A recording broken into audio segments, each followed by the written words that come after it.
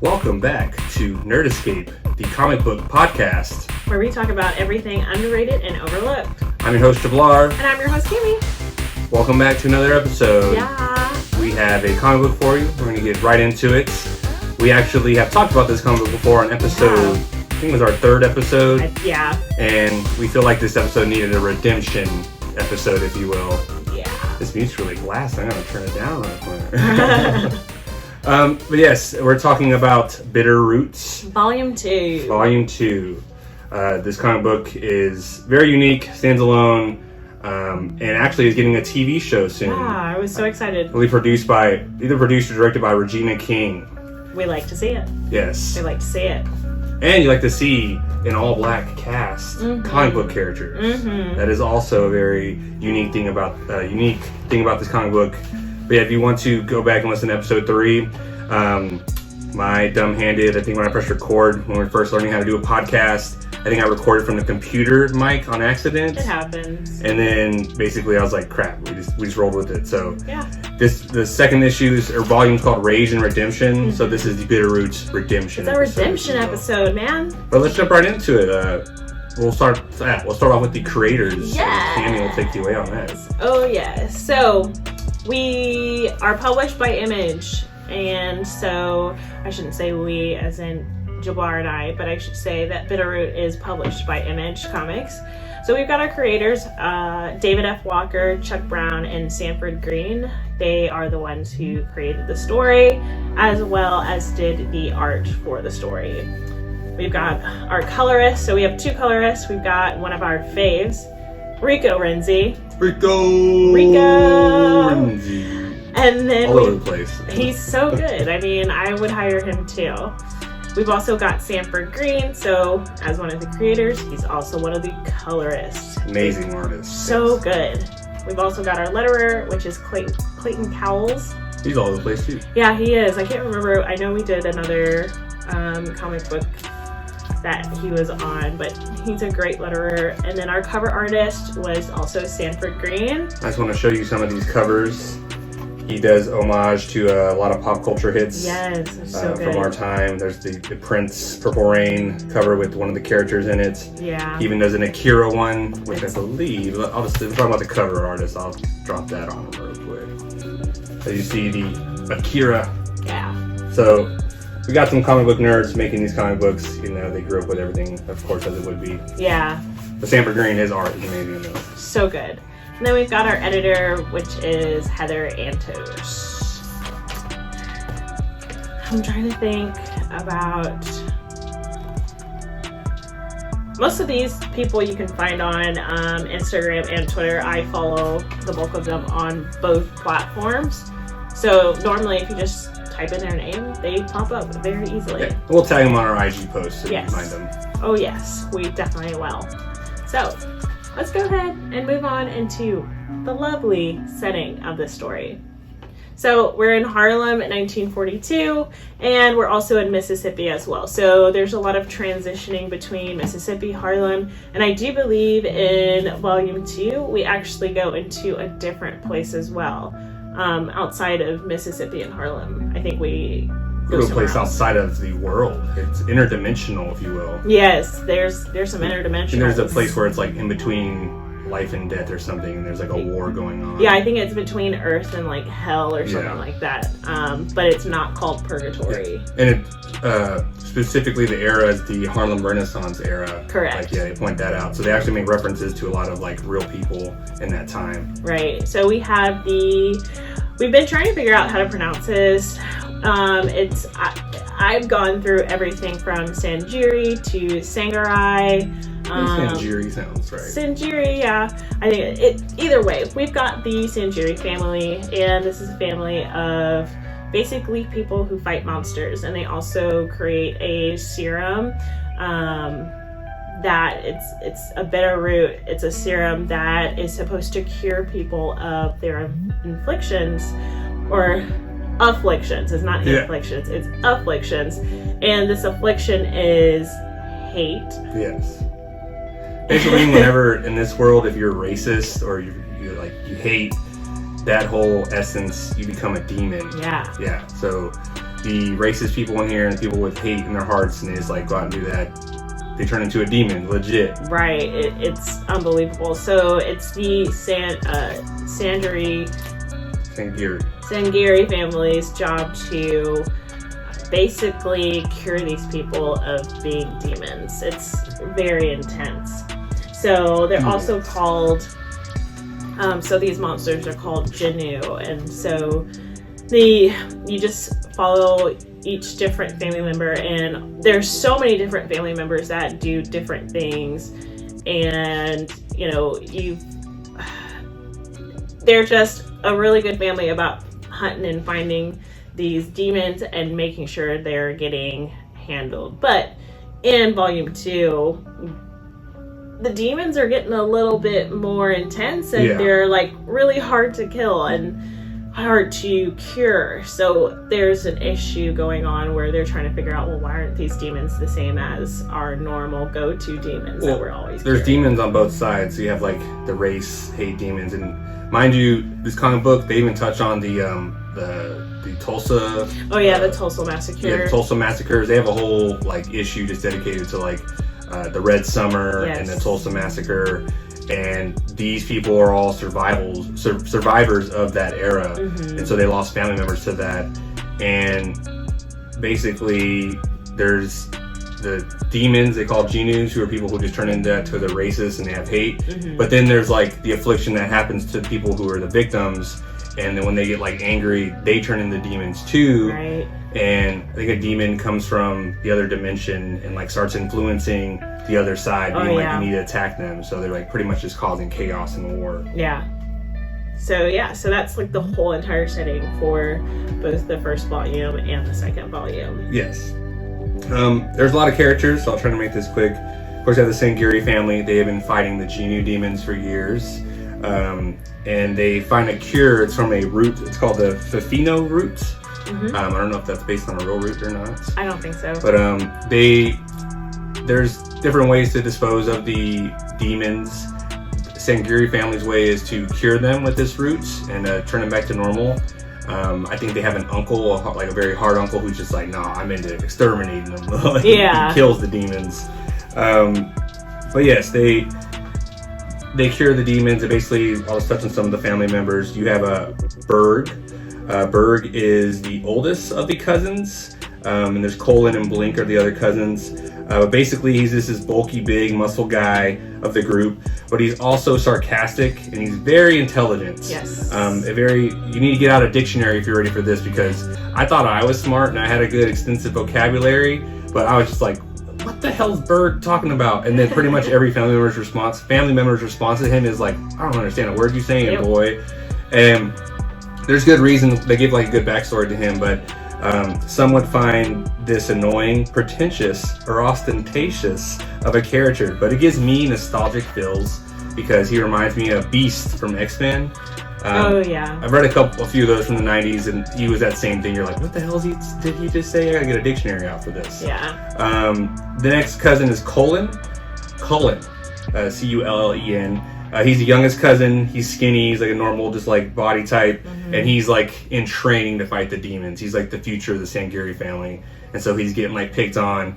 But he goes through a whole growth where he becomes like kind of very chip on his shoulder, like very like he deals with a lot. Yes, he does. You'll see. You got to read Bitter Roots. Colin is a great character. He eventually has the potential to become a badass. He really does. There's Blink. And Blink is the middle cousin, and she's just all around really good at fighting. Her elder doesn't want her to fight, but she's like, the elder, she thinks that women should be there, like making the root medicine. But Blink's the best fighter out of all of them, and so hands down. Yeah, and the artwork is just ridiculous. Like, it's amazing. I mean, the color backdrop and everything. I believe in the first one, the fight scene was I think Colin is like almost coming off the screen right here. Like that's them fighting a demon right there. Yeah. And demon kind of looks like someone we all know, right?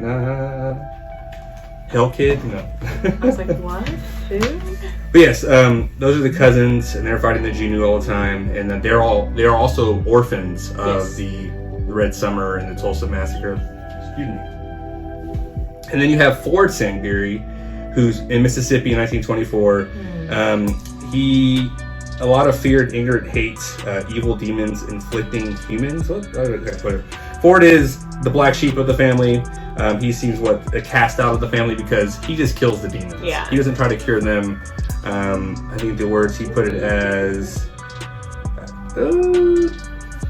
he's in the extermination business of the demons. He's like not going to tolerate it. And then you have Uncle Enoch. And Uncle Enoch, he's an alchemist of the family. Yeah. And the cousins mostly hold his strong resentment towards him. They blame him for the family death. And they kind of touch into that. But he has like these like crazy little robotic hamster creatures that like helped him out. They're like super cute. They don't go into detail about them. They can sense when the Genu are around, so it kind of helps them a lot. Yeah. They're so cute. Yeah. I want one. Yes, all the cousins, like I said, for characters are survivors of the tragic violent events, specifically the black community, such as the Red Summer of 1919, a year where violence and crime was committed on black communities and was unchecked by law enforcement. So murder, you name it, everything like that, Tulsa riots. And so it's crazy that the setting of the characters, that's their backstory. It's like they have a lot of resentment, but still like they're trying to cure the racist, ignorant stuff because, and it's crazy. The concept is just like, if you think about it, it's like, I can't imagine back in the day, like someone having so much hate that they would do that to another human being. It's kind of like they were demons. Oh yeah, hands down, and they still are. And a lot of people, when this TV show is going to come out, you're going to hear a lot of, what? They're making this show, they're making white people look like demons. They're making racists look like demons. Because that's how our ancestors would be acting back in the day, you know, and still people today. Yeah. Get it together. Figure it out, man. Don't be a Genu. Don't be I'm going to just call someone down the street, you fucking Genu? And they were like, what you call me? You heard me. my mouth. Oh my god. Yes, it's the setting, the characters. We got a little flip action here just to... We need to get our stuff together and get something like where we panel the comic book to you so you can see it and get a little taste of it. Yeah. But Sanford Green's art is just top notch. And the writing is really good too. Like I said, they get into where they're like going to interdimensional stuff like outside this world. Yeah. And it's very heartfelt. It's good stuff. It's a good one. I really like it. Yeah, that was one of my favorites. Yeah, and it's very, like I said, unique. Like I said, there's not. I can't think of any comic book that has like. No, there's like none that have these aspects in them, and like, I couldn't put either one of these down. And the second volume is pretty. It's pretty hefty. Like, there's a lot of pages in it, and I binge read it, and then I was like, I can't read anything else. But it was like that good. Yeah. So I was like, I'm exasperated. But Bitterroot, please go pick it up. It's a really good read. And it's really honestly a great way to, like, I'm not sure if sympathize or empathize is probably the better word, but it's a great way to empathize with a lot of Black people and what they go through on a regular basis, especially now, and kind of seeing how times are really starting to kind of repeat itself. So it's a great read, and it's just also really good to kind of have that insight